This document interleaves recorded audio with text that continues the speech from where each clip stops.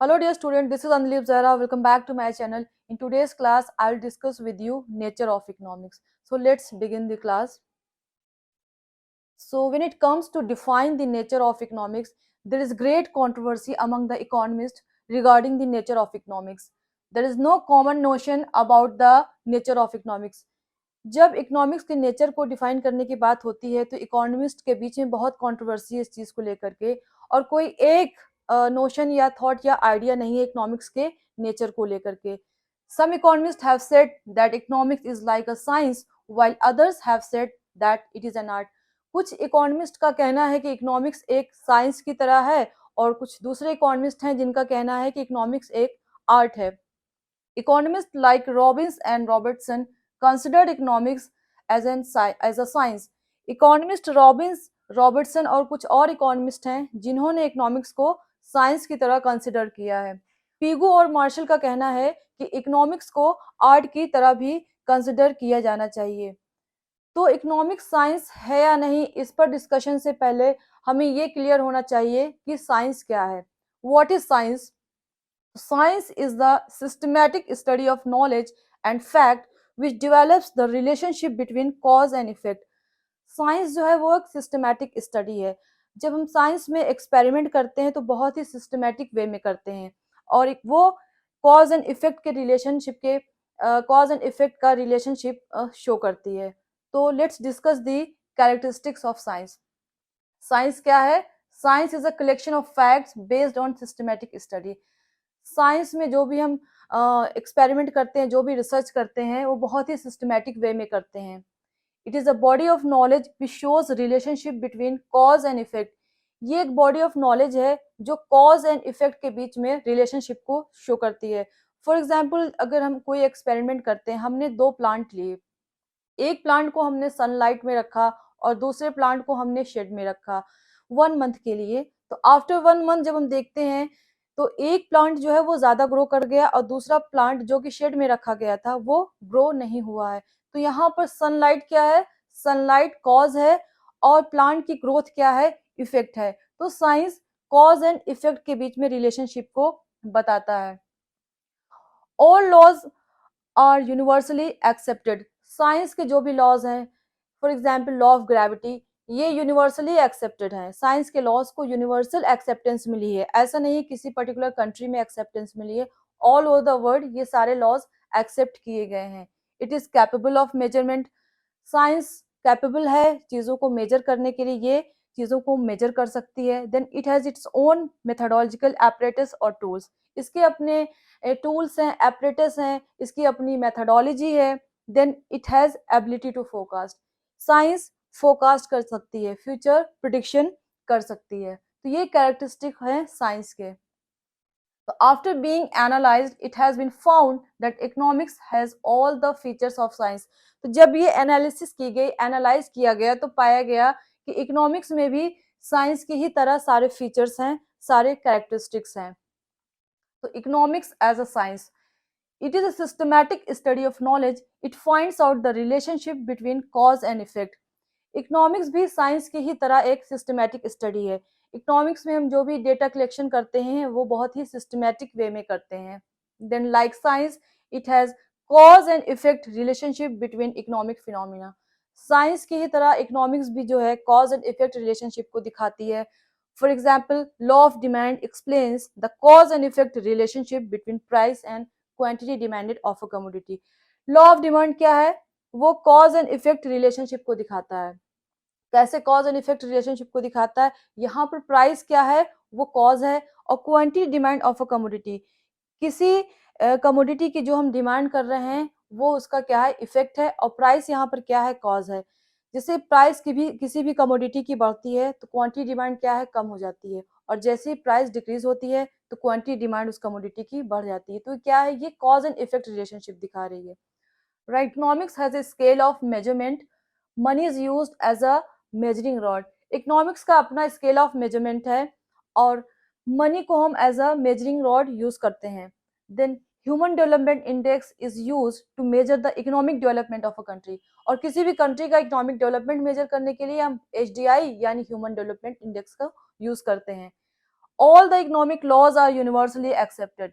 For example, law of demand, law of supply या law of diminishing marginal utility.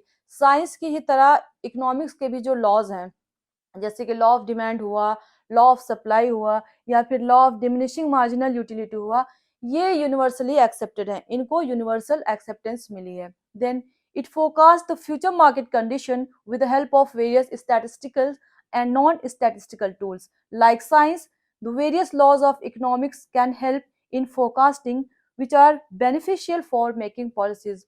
Science की ही तरह economics के जो लॉज हैं वो फोरकास्टिंग करते हैं, और वो बहुत ही इस तरह से पॉलिसी को फ्रेम करने के लिए बहुत ही बेनिफिशियल होते हैं. फॉर एग्जांपल, कंज्यूमर डिमांड या supply of demand can be predicted using various laws.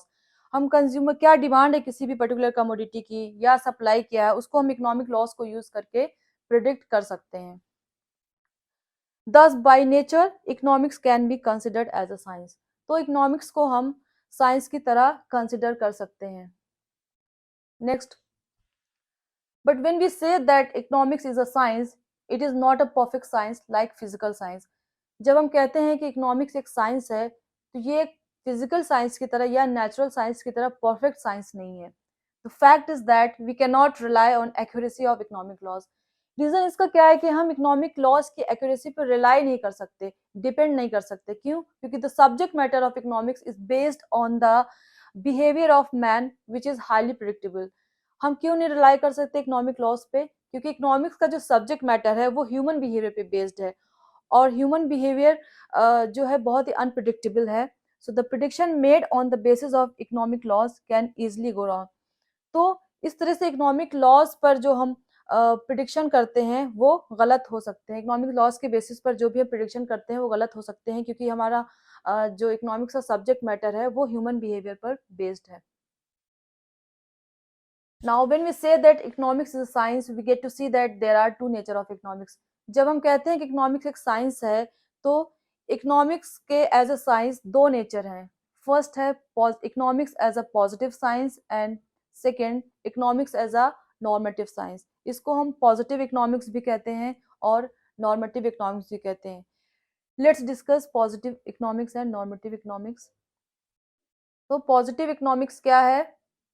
Now, positive economics and normative economics. So now, what is positive economics? Positive economics या positive science क्या है? देखिए, जब इकोनॉमी में हम करंट सिचुएशन की बात करते हैं, जो भी इकोनॉमी में जो भी चीजें चल रही हैं, तब हम पॉजिटिव इकोनॉमिक्स की बात करते हैं. Positive economics talks about the present condition, what is actually going on into the economy. Economy में अभी क्या चल रहा है, क्या डिमांड है, क्या सप्लाई है, क्या रेट ऑफ सेविंग है, क्या इन्वेस्टमेंट है, जो भी प्रेजेंट सिचुएशन, प्रेजेंट कंडीशन है इकोनॉमी की, जब हम इस बारे में बात करते हैं तो हम पॉजिटिव इकोनॉमिक्स की बात कर रहे हैं. हम पॉजिटिव इकोनॉमिक्स में प्रेजेंट कंडीशन के बारे में बात करते हैं. whereas normative economics provides suggestions to the problems. Normative economics क्या है? कोई अगर प्रॉब्लम है इकोनॉमी में, जैसे कि सेविंग रेट हमारा लो है या इन्वेस्टमेंट रेट लो है, तो ये प्रॉब्लम है. इस प्रॉब्लम को कैसे सॉल्व किया जाए, इसके सजेशन के बारे में बात करती है. तो how you should deal with this problem. इस प्रॉब्लम से हम कैसे डील करेंगे, नॉर्मेटिव इकोनॉमिक्स इसके बारे में बात करती है. And this can be verified with the actual data. Positive economics को हम एक्चुअल डेटा से वेरीफाई कर सकते हैं, क्योंकि ये एक्चुअल जो सिचुएशन है, जो प्रेजेंट कंडीशन है इकोनॉमी को, वो बता रही है. इसको हम डेटा के थ्रू वेरीफाई कर सकते हैं. And this can not be verified. Normative economics को हम वेरीफाई नहीं कर सकते हैं. पॉजिटिव इकोनॉमिक्स क्या है? This is fact. Positive economics, जैसे मैंने बताया कि जो भी प्रेजेंट सिचुएशन है, जो भी प्रेजेंट कंडीशन है इकोनॉमी की, उसके बारे में बात करती है. तो क्या है? ये फैक्ट बता रही है, इकोनॉमी का रियल पिक्चर हमें दिखा रही है. ये है पॉजिटिव इकोनॉमिक्स. नॉर्मेटिव इकोनॉमिक्स क्या है? दिस इज सजेस्टिव, क्योंकि ये सजेशन देती है. नॉर्मेटिव इकोनॉमिक्स में हम सजेशन की बात करते हैं, तो ये normative economics is suggestive in nature. अब पर्पस क्या है पॉजिटिव इकोनॉमिक्स का? It aims to make real description of an economy. Positive economics क्या है? इकोनॉमी का रियल डिस्क्रिप्शन देती है, रियल कंडीशन बताती है. जैसे कि हमारे कंट्री में या हमारे इकोनॉमी में इलिटरेसी रेट क्या है, अनएम्प्लॉयमेंट रेट क्या है, पॉवर्टी रेट क्या है, या फिर इन्फ्लेशन कितना है इकोनॉमी में. रियल पिक्चर को प्रेजेंट करना ही पॉजिटिव इकोनॉमिक्स का काम है. वेयर एज नॉर्मेटिव इकोनॉमिक्स क्या करती है? It aims to make ideal description. Ideal क्या है? अगर इन्फ्लेशन हमारी इकोनॉमी में इतना है तो फिर आइडियल इन्फ्लेशन कितना होना चाहिए? अनएम्प्लॉयमेंट रेट इतना है तो हम अनएम्प्लॉयमेंट को कितना कम करें? कितना आइडियल रेट है अनएम्प्लॉयमेंट का? ये है आइडियल डिस्क्रिप्शन, ये हमें बताती है normative economics. Then it describes what is, what was and what will be. Positive economics बताती है अभी करंट सिचुएशन क्या है, या पास्ट में क्या सिचुएशन थी, सपोज अनएम्प्लॉयमेंट की या पॉवर्टी की या इन्फ्लेशन कितना था, या व्हाट विल बी, फ्यूचर में क्या होगा, ये पॉवर्टी रेट फ्यूचर में क्या होगा, इन्फ्लेशन रेट फ्यूचर में क्या होगा। ये है positive economics. Where normative economics क्या है? इसका पर्पस क्या है? टू रिमूव पॉवर्टी, अनएम्प्लॉयमेंट या इन्फ्लेशन। नॉर्मेटिव इकोनॉमिक्स बताती है कि what ought to be, how these economic problems should be solve. ये जो इकोनॉमी में अनएम्प्लॉयमेंट की प्रॉब्लम है या पॉवर्टी की प्रॉब्लम है या इन्फ्लेशन की प्रॉब्लम है, इसको कैसे सॉल्व किया जाए। देखिए हमारी गवर्नमेंट क्या करती है, टाइम टू टाइम कमीशंस या कमिटीज अपॉइंट करती है, वो उस प्रॉब्लम को रिव्यू करते हैं और अकॉर्डिंगली जो है वो रिपोर्ट प्रिपेयर करके सजेशन देते हैं। तो नॉर्मेटिव इकोनॉमिक इसी की बात कर रही है कि कैसे इस प्रॉब्लम को सॉल्व किया जाए, इसके बारे में सजेशंस देती है। तो ये है normative economics. Positive economics actual present condition को बताती है और नॉर्मेटिव इकोनॉमिक्स हमें उस प्रॉब्लम्स को कैसे डील किया जाए, उस प्रॉब्लम को कैसे सॉल्व किया जाए, इसके बारे में सजेशन देती है। इसके बारे में हमें जो है नॉर्मेटिव इकोनॉमिक्स बताती है। ये तो था इकोनॉमिक्स एज अ साइंस। तो जब इकोनॉमिक्स को हम एज अ साइंस डिस्कस करते हैं तो उसके दो पार्ट हैं, पॉजिटिव इकोनॉमिक्स और नॉर्मेटिव इकोनॉमिक्स। जब हम बात करते हैं इकोनॉमिक्स एज एन आर्ट, तो इकोनॉमिक्स आर्ट कैसे है?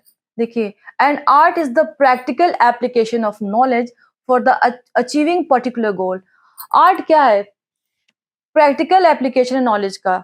जो हमारे पास नॉलेज है, जब उसको हम प्रैक्टिकली अप्लाई कर रहे हैं किसी प्रॉब्लम को सॉल्व करने के लिए, तो वो आर्ट है। Science gives principles of any discipline, where as art turn all these principles into reality. Science में क्या होता है? साइंस लॉ देती है या कोई भी प्रिंसिपल देती है, बट आर्ट में हम क्या करते हैं? उसको हम एक्चुअल लाइफ में अप्लाई करते हैं। Economics can be claimed as an art also, as it gives guidance to the solution to all economic problem. तो इकोनॉमिक्स को हम आर्ट की तरह भी ट्रीट कर सकते हैं, क्योंकि इकोनॉमिक्स जो है सारी जो इकोनॉमिक प्रॉब्लम है उसका हमें सोल्यूशन देती है। When economics study facts, it is said to be positive science. जब इकोनॉमिक्स फैक्ट की स्टडी करती है तो हम कहते हैं कि ये पॉजिटिव साइंस है। When suggestions are made to change the facts to achieve desired result, it is said to be normative science. और जब सजेशन दिया जाता है कि इस प्रॉब्लम को कैसे सॉल्व किया जाए, तो उसको हम नॉर्मेटिव साइंस या नॉर्मेटिव इकोनॉमिक्स कहते हैं। अभी हमने स्टडी किया है। But when practical steps are taken to put suggestion in practice, we see economics as an art. देखिए, नॉर्मेटिव साइंस में सजेशन दिया जाता है कि कैसे इस प्रॉब्लम को सॉल्व किया जाए, बट उसी सजेशंस पे जब गवर्नमेंट उसी सजेशन पे अमल करती है या उस सजेशन को गवर्नमेंट अप्लाई करती है किसी पर्टिकुलर प्रॉब्लम को सॉल्व करने के लिए, तब इसको हम कहते हैं कि इकोनॉमिक्स एक आर्ट है। क्लियर है? तो since economics possess characteristic of both science and art, we can conclude that economics is both a science and an art. देखिए, साइंस जो है उसमें इकोनॉमिक्स जो है उसमें साइंस की भी कैरेक्टरिस्टिक है और आर्ट्स की भी कैरेक्टरिस्टिक्स है, इसलिए हम कह सकते हैं कि इकोनॉमिक्स एक साइंस भी है, एक आर्ट भी है। तो that's all for today. Please do like and subscribe my channel. Thank you very much.